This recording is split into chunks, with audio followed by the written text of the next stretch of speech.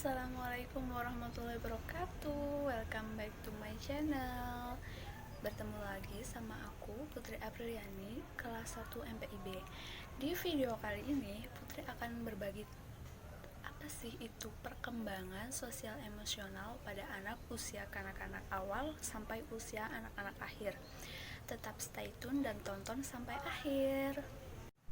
Perkembangan sosial anak adalah suatu proses dalam kehidupan anak untuk berperilaku sesuai dengan norma atau aturan dalam lingkungan kehidupan anak. Lebih lanjut, dikatakan bahwa perkembangan sosial emosional meliputi perkembangan dalam hal emosi, kepribadian, dan hubungan interpersonal.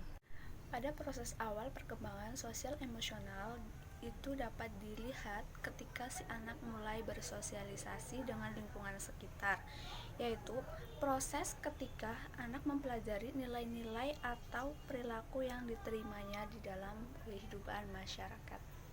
Sebelum mengetahui apa sih perkembangan sosial emosional pada masa anak-anak, sebelumnya saya akan menjelaskan tentang faktor-faktor yang mempengaruhi perkembangan sosial emosional anak-anak awal.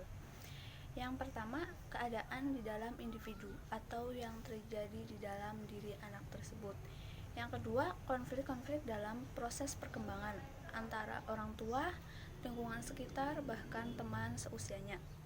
Yang ketiga, sebab-sebab yang bersumber dari lingkungan. Lingkungannya di sini bisa berasal dari lingkungan sekitar, lingkungan sekolah, maupun lingkungan keluarga. Sedangkan perkembangan sosial dapat dipengaruhi oleh beberapa faktor, yaitu faktor lingkungan keluarga, faktor dari luar rumah, dan faktor pengalaman sosial awal. Perkembangan yang sering dialami pada anak-anak usia awal yaitu rasa marah, takut, cemburu, ingin tahu, iri hati, gembira, ceria, rasa kasih sayang, malu, bangga, dan bersalah. Perubahan penting apa sih yang terjadi pada anak usia kanak-kanak? Yaitu perubahan penting dalam perkembangan emosi pada masa kanak-kanak awal adalah meningkatnya kemampuan untuk membicarakan emosi diri sendiri dan orang lain, dan peningkatan pemahaman tentang emosi. Mereka juga dapat menilai mengenai penyebab dan konsekuensi dari perasaan-perasaan yang dialaminya. Ketika menginjak usia 4-5 tahun, anak-anak akan mulai menunjukkan peningkatan kemampuan dalam merefleksikan emosi. Mereka juga diharapkan dapat mengontrol emosi mereka untuk memenuhi standar sosial emosi. Apa sih ciri-cirinya? Yaitu berlangsung secara singkat dan berakhir cepat, terlihat lebih hebat atau kuat, bersifat sementara atau dangkal, lebih sering terjadi pada anak-anak, dapat diketahui dengan jelas dari tingkah lakunya.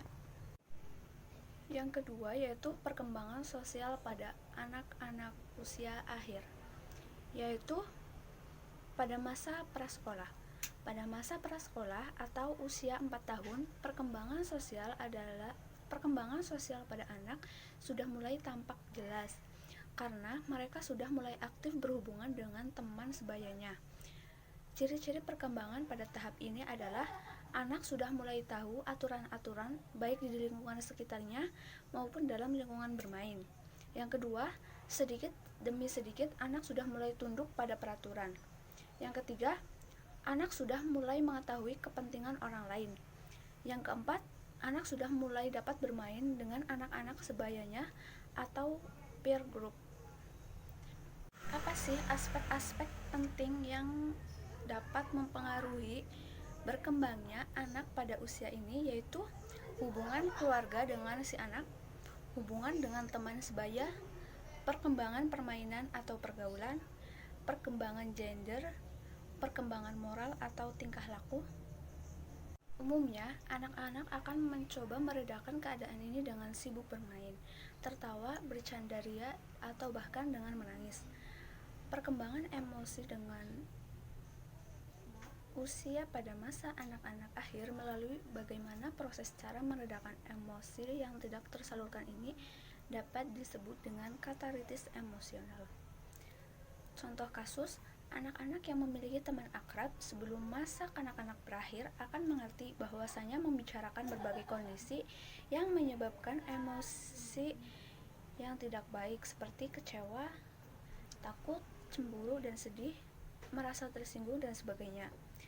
Dengan adanya teman seusianya, maka akan sangat membantu proses tersebut.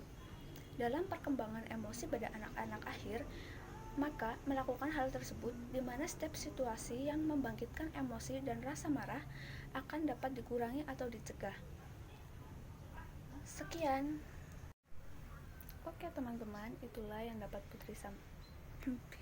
Oke teman-teman, itulah yang dapat Putri sampaikan. Kurang lebihnya mohon dimaafkan. Wassalamualaikum warahmatullahi wabarakatuh.